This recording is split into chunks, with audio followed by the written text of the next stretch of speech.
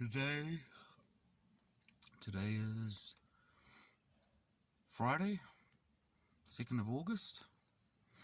It's like 9:30 p.m.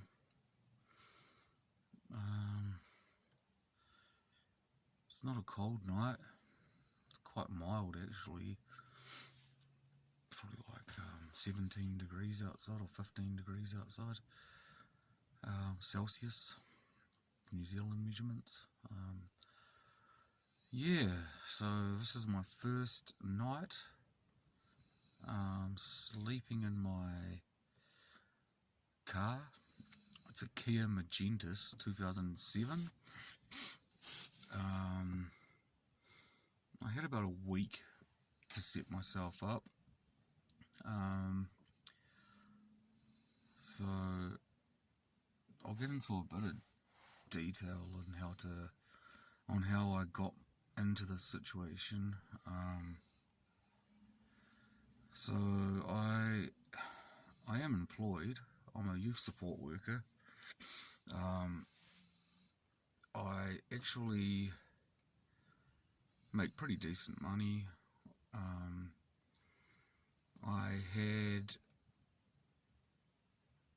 I still do have a job, but the house that I was living in belonged to my boss. It was a tiny home and it was quite cheap. It's doing me a really good favour.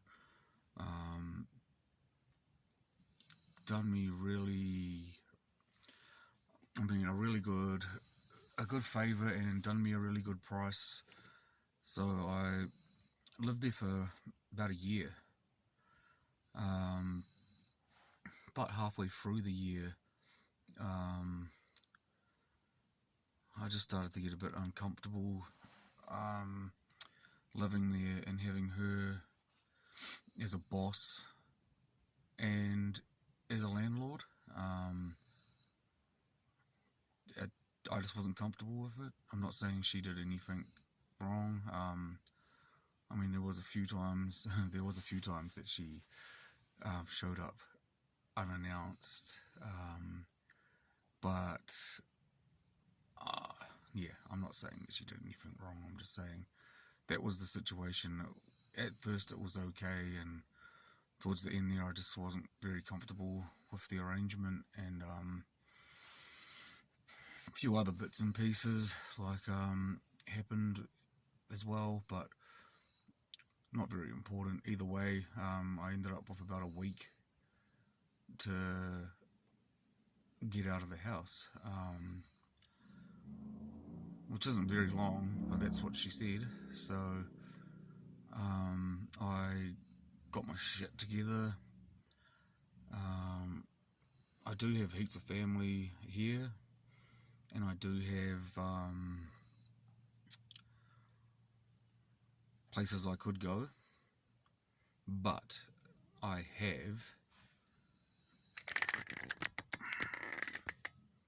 there's one dog there. Sorry about the lighting, and the actual camera is really shit. So one dog there, and I'll see if we can see the other dog, if he's visible.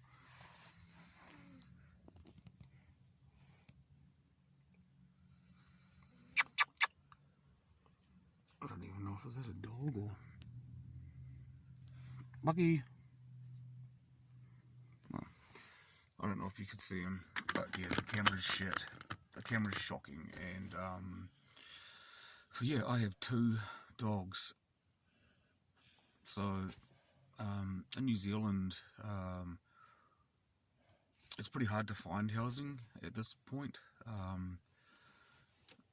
The average wage these days is probably about $900 a week. I'm on a bit more than that, but mainly because I work a lot more hours than normal people. I can work anywhere from, I don't know, say 50 to 70 hours a week. And you can kind of see him back here now. Just a big plonky donkey. But yeah, so that's the average wage is about $900, and the rent on a 3-bedroom, even a 1-bedroom apartment, is about 600, averaging.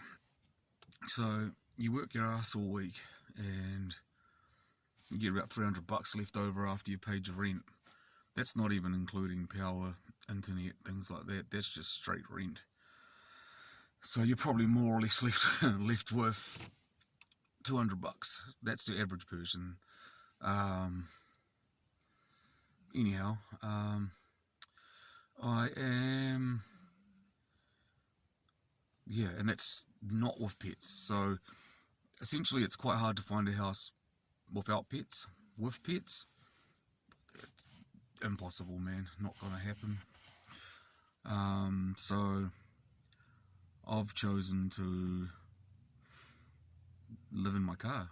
Like, there's no way I'd surrender my dogs. There's no fucking way. Sorry about the swearing. But yeah, there's just no way I'd do that. And I don't have anywhere to go with them, so this isn't a crybaby story either. This is more like I'm just documenting what I'm doing. I have spent, this is my first, well, I've been in the car now living essentially for about 4 hours now, and I have all my clothing in the boat. I have kitchen stuff. I've got a chili bin or an esky in the back. I don't know what you would call them, but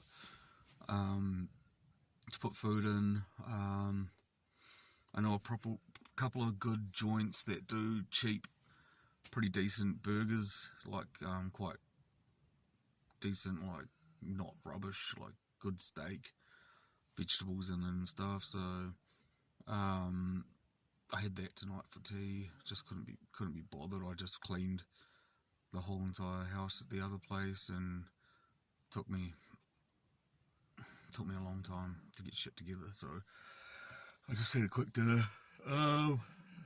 What else? Yeah, so I'm in my car. It's actually quite comfortable. I've decked it out. I'll probably show you on another date when I've got a better camera. The phone that I usually use is in... Oh, the police have it. Yeah, so the police have my phone in regards to burglary. That was the theft of a car. So I ended up in my possession of a stolen car, and they've got my phone at the moment as evidence, because I actually paid for the car, but unknowingly that it was stolen. So I'll get my phone back in the next few days. Yeah, but yeah, I'm in this car with this camera, and I'm actually quite comfortable. My dogs have the back seat. I am in the front seat with it, the front passenger seat with it, pretty much reclined almost right back. There's still a bit it can go back, but it makes space, it leaves more space for the dogs, so I've just left it like how it is, and it's still quite comfortable. I've got water on board in the back for the dogs as well, so they can have a drink during the night. I've set my alarm for halfway through the night as well, and I will get up and take the dogs to the toilet. Just put the lead on them and take them for a walk around, and yeah, I'm pretty sure they'll be fine. Yeah, so so far so good, really. I've got it pretty well set up. I've had a lot of camping and hunting stuff already, so like cameras and lights and cooking gear and things like that. So, I mean, I'm by no means living rough. I've got a AC converter, I think it's called. So, like, I can use normal socket plugs to run my stuff from, which is just like, yeah, a dream really. So I can charge my phone and stuff when the car's running, and it's actually relatively cheap to leave the car running with the heater on if I need to. Also, yeah, while that's running, I can charge my phones up and charge my torches and stuff, which is pretty cool.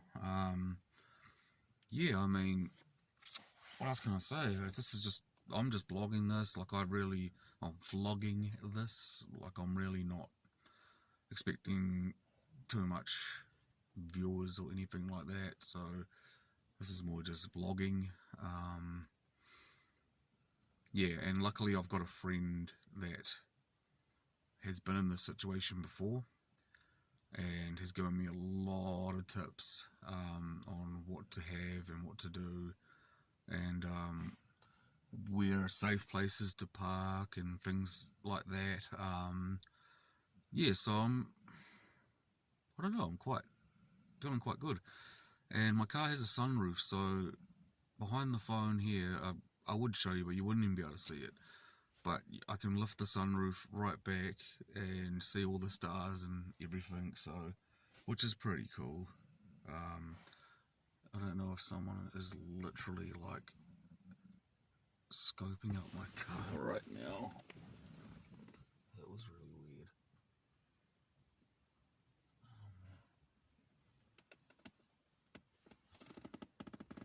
What the heck? I don't know what that was. I think that was a police car with a big spotlight on it. I'm in a car park in Napier City in New Zealand, and it's quite common to get kicked out of car parks if you're sleeping in them. I'm not exactly sure why, but I'm sure there's a reason for it. But I didn't really care before because I didn't sleep in my car. But now I'm in my car and I'm kind of thinking, well, fuck, that's not very nice, is it? Like, I'm just sleeping in my car. But, anyway, I've been rambling on for a bit. I might, who knows? I may upload this to Facebook. I don't know. I feel a bit vulnerable without my shirt on, so. But this is mainly just for myself, like to document what I'm going through, and yeah, I don't know, like just a bit of an adventure, I guess. Yeah, cool. Yeah, anyway, my name's Brendan Campbell, by the way. I have a pretty colourful past in regards to. What the fuck is going on?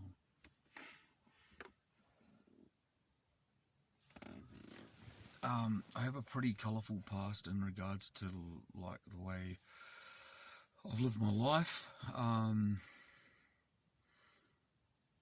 School and stuff, I never really participated in school. I think I grew up struggling with school, and because I struggled so much, I became the class clown, I guess. And I was really good at that, and I had heaps of little girlfriends and all that stuff. It was pretty cool. School was awesome. The teachers pretty much left me alone. It was just easier for them to leave me alone because if they upset me, or yeah, I think if they upset me or expected anything of me, I would make sure that they didn't. And at the time, that's cool, but I'm 37 now, and I am only just starting to get my shit together in life, believe it or not, and I'm in a car right now. But yeah, from school, I dropped out of school when I was 14. I went to like a building carpentry kind of a course, and I mean, awesome course. I just didn't engage again because I didn't know how to. Like I've never known how to.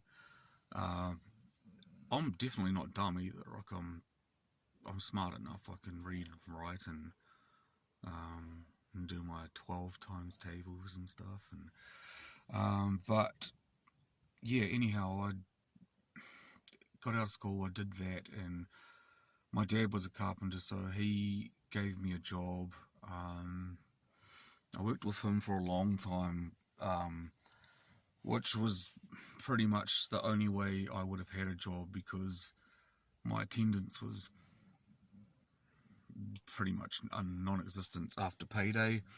So I'd work maybe 3 days, Monday, Tuesday, Wednesday, and then I would get paid and disappear into the pubs, parties, drinking, cannabis, big cannabis smoker, like, which pretty much led into drug dealing, more so cannabis was my thing. Like everyone else, you start doing things like that just to support your own habit, and so that went on for a bit, and working and selling drugs, and picked up a lot of tricks of the trade and all that things, made a lot of connections. I then stopped working because I was making enough money to just not go to work. I was never on a benefit or anything, up until like the age of 21. I was just selling drugs and having on and off again jobs pretty much. Yeah, what else? I moved to Australia for 15 years. I done okay there. I had good jobs. Worked as a courier, at a courier place, loading trucks. I really enjoyed that job. It was really easy and the money was really good in Australia. So I'd only work like 4-hour night shifts, and I'd be on like $200 a night for 4 hours work. And I was living with like 10 other mates in a flat. And yeah, the rent was just non-existent really, if we even paid it. It was so cheap and we still struggled to pay it, but literally drinking every night for about 10 years straight, partying, casino, gambling. I'd say girls, but not really. Like I didn't really have much luck. I was too much of an alcoholic. I didn't really care about the girls. I mean, I'd see girls in that, but it wasn't a big thing like the other blokes. Like I didn't really give a hoot about that. So long as I was on the piss and I was happy. So yeah, I think about the age of 27, I started to suffer from really bad mental illness. I believe drug and alcohol induced. So mainly anxiety, and that led to depression. Anxiety for me was hell on earth. It is hell on earth. I fucking hate it. But yeah, I suffered for years from it and self-medicated by drinking. Didn't actually know what was wrong with me for a long time until I gave up drinking, and drinking wasn't working anymore. So I went, fuck, if it's not working, then I might as well stop. And that's when things got really bad. Like, I could barely leave the house. I'd have anywhere from 10 to 20 panic attacks a day. If not having a panic attack, an anxiety attack the whole entire day, like just having anxiety all day and with like 20 attacks, like full blown, like thinking I'm dying, like fucking craziness. Um, but luckily I had a good girlfriend, with a good family at that point, and they took care of me, and that really, yeah, I'm really grateful for what they done for me. They really took me on board and took really good care of me. Being a Kiwi, a New Zealander living in Australia, we're not eligible for any benefits or any sickness benefits or any help. So as much as I wanted to get on a plane and go home, so I wasn't a burden to anyone, I physically couldn't. It sounds ridiculous, but it's just what it was. I physically couldn't do it. So I lived with them for a whole entire year, not working, not contributing fucking very minimal money. Whatever I did get in my pocket, I would give to them. My brother and mainly my brother, would send me probably $500 a month, and I'd just give that straight over, which isn't a lot really. Like, when you break that down monthly, that's $250 a week. So that's barely paying a board or a rent, let alone food, power, all that shit, eh? So yeah, but my girlfriend's mum was just like a saint, really. Like, she's, yeah, I'm forever grateful for her, and her help, and my girlfriend, of course. But yeah, what else? I started taking medication. No, first of all, so I struggled for about a year, and then it all came to a bit of a halt. Like, I've never been a suicidal person or a person that would even think of harming themselves. But one day I was walking the dogs, because I used to do jobs for them, so I felt valued in the house. So I'd do all the washing, I'd do all always do the lawns. I'd always, just any job you could think of, you name it, I would do it. Her mum did like cooking, but I'd make sure I'd cook like at least 3 times a week or something, but yeah, stuff like that. But anyhow, I was walking the dogs one day. She had a couple dogs, Honey and Coco. They were like my best friends. I pretty much lived with them for a year in isolation. So I walked the dogs, and there was a bus coming down the road, and like I said, I didn't consciously think of it, but subconsciously I heard a voice say, "You should jump in front of that bus. Just do it. Like, you'll put an end to your suffering, and you won't be a burden to anyone anymore." And that scared the shit out of me. Like, so much so that I actually went to a doctor, because I hadn't even been to a doctor. I didn't know what was wrong with me. I thought I don't know. I literally hadn't even been to a doctor, which sounds crazy, but I don't know. Maybe I just was crazy. So, anyway, got my ass into the doctor, told them what happened, and the lady straight away said, "It's anxiety." I'm gonna stop this video and record again, and get more into that story. But yeah, and the dogs are farting, so I'm gonna pop the windows a bit because it's not good. It ain't good. I can taste it.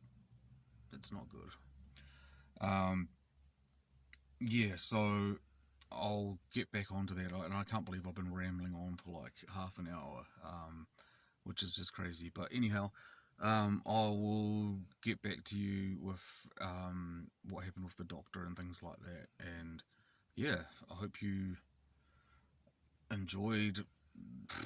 Well, I guess there's not much to enjoy. It's just my beautiful self on camera, sitting in a car with two dogs that are farting. So anyway, I hope you guys are well and happy and healthy, and like I said, this isn't a pity party. This is just something for me to do, other than scrolling on Facebook and Instagram and shit like that. Like, I think it's time I actually live my life to the fullest. But I will get back to you guys and with the end of that story.